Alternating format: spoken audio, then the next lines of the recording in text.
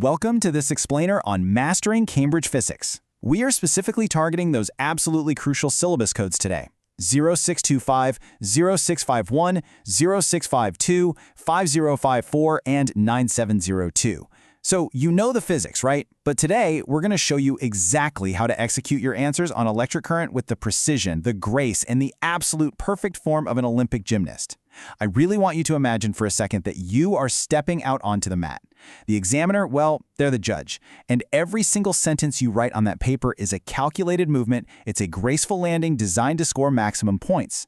But here's the reality. Right now, way too many students are stumbling on the dismount. They're losing marks they shouldn't be losing. Let's look at a real Cambridge Physics past paper question, specifically from code 0625. Imagine we have two students taking this exact exam. We'll call them Alex and Sam. Now, Alex is your classic over-preparer. When faced with a question about electric current, Alex absolutely overloads the page with raw physics facts. I mean, just dumping every single piece of memorized data onto the lines, but providing absolutely zero structured analysis. It's a mess.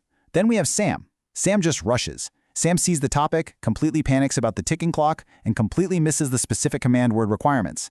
Sam totally misses the core of what the examiner actually asked for. Now, both of them walk out of that exam hall feeling pretty confident, but both of them are about to be hit with a really harsh reality when those results finally come out.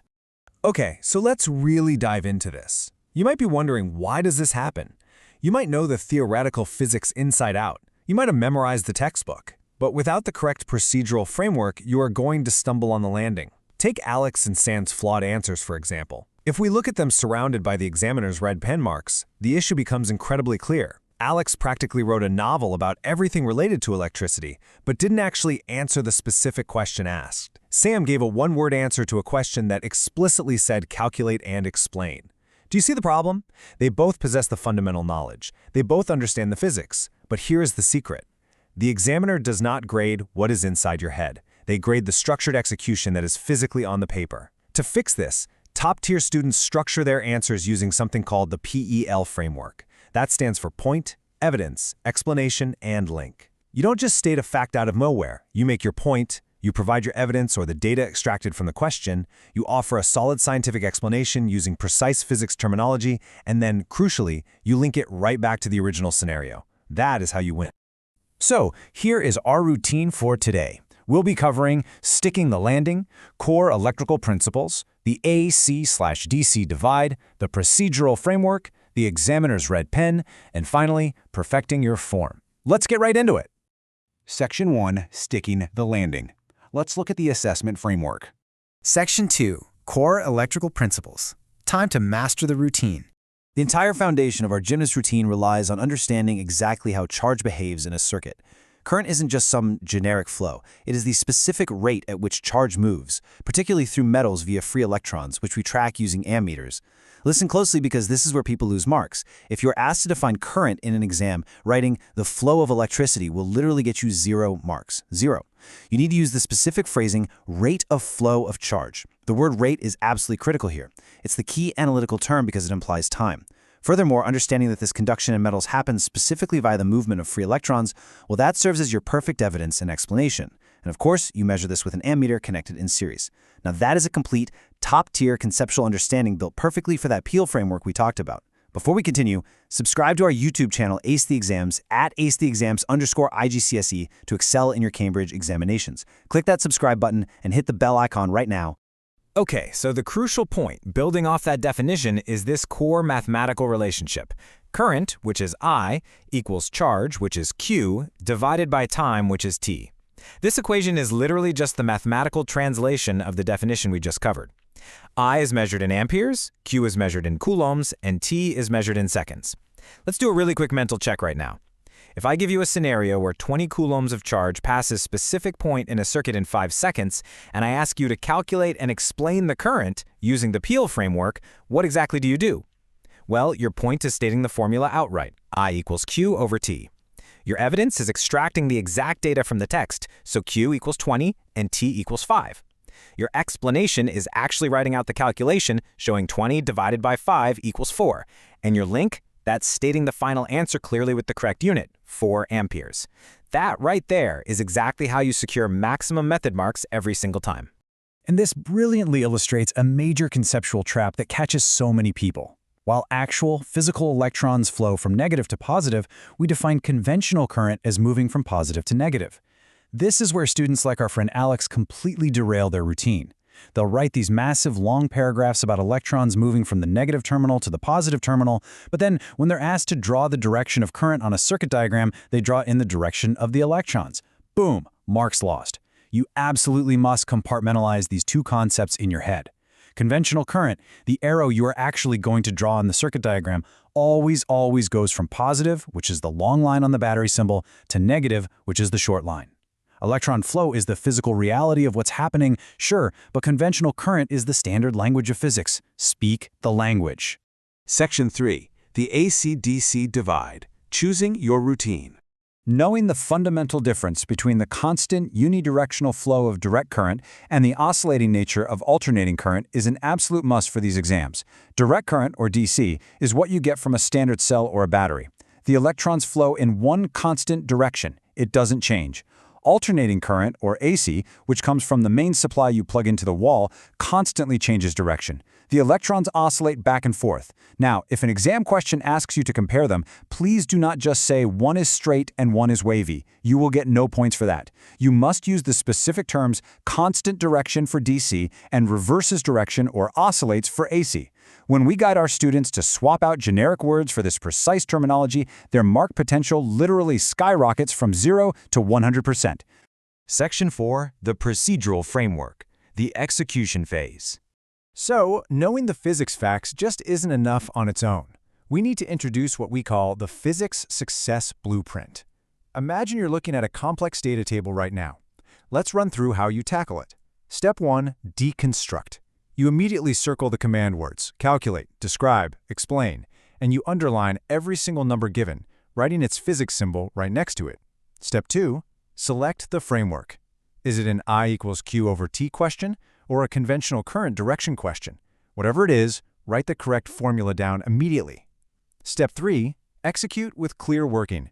Substitute your extracted numbers into your formula. Do not just blindly type it into your calculator and scribble down the final answer. Step 4. Verify. Pause and ask yourself, does this answer make logical sense? If you calculate a current of 1,000,000 amps for a tiny flashlight bulb, something went wrong. Step 5. Present. Write the final number clearly with its correct SI unit. If you follow these 5 steps systematically, you just executed a flawless routine. The examiners heavily rely on a method-mark strategy.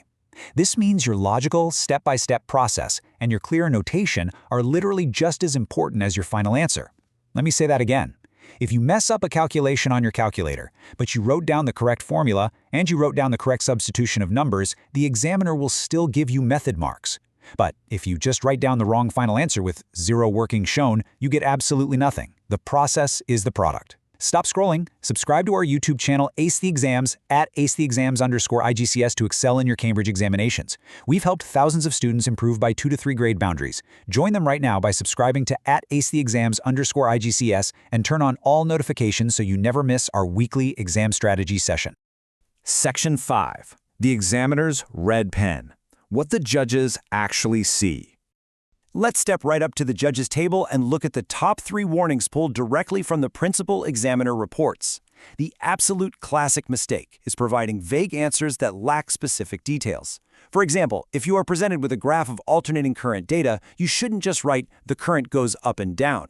You must be specific. The current represents alternating current as the value oscillates between positive and negative values over time. See the difference? The second major warning is forgetting format and presentation. This means forgetting your units or completely failing to show you're working out. And the third warning is providing generic answers. You have to link the physics principles directly to the specific scenario provided in the question. Section 6. Perfecting your form. Executing critical analysis.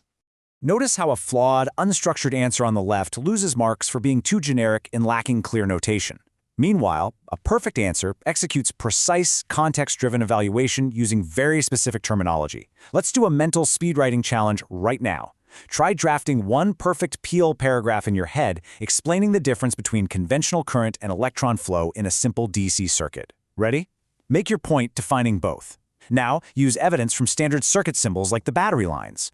Explain the physical reality of the electrons versus the defined standard of the current. Finally, link it explicitly to the specific DC circuit mentioned in the prompt. If your mental draft looks like that perfect answer representation on the right, utilizing specific terminology and explicitly linked to the scenario, then you, my friend, have completely nailed the landing. This brings us to the final system, essentially the ultimate cheat sheet for your physics exams. There are 3 unbreakable rules that guarantee top marks. Rule 1. Command word decoding.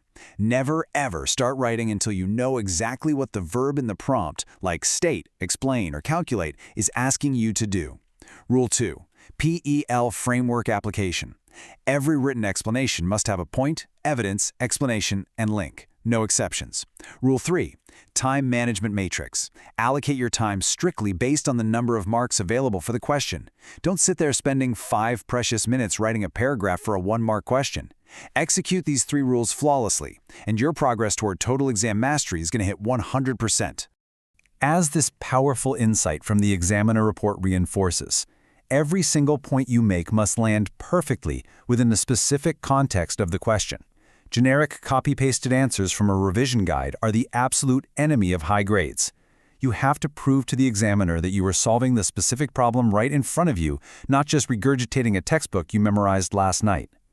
Students who implement these physics strategies see an average improvement of 2 grade boundaries, but only if they practice consistently with our weekly videos. So, now that you know the routine inside and out, and you know exactly what the judges are looking for, how will you apply this methodical execution to absolutely ace your next physics paper? The tools are in your hands, the framework is crystal clear, and it's time for you to perform. Here's your final reminder. Subscribe to our YouTube channel, Ace the Exams, at acetheexams_IGCE to excel in your Cambridge examinations. Subscribe right now to at acetheexams_IGCE and click that bell. Don't let another exam pass you by. Drop a comment below with your target grade for physics and the biggest challenge you're facing. Our team responds to every comment. Like and share this video with a study partner. Ace the Exams. Your Cambridge success starts here.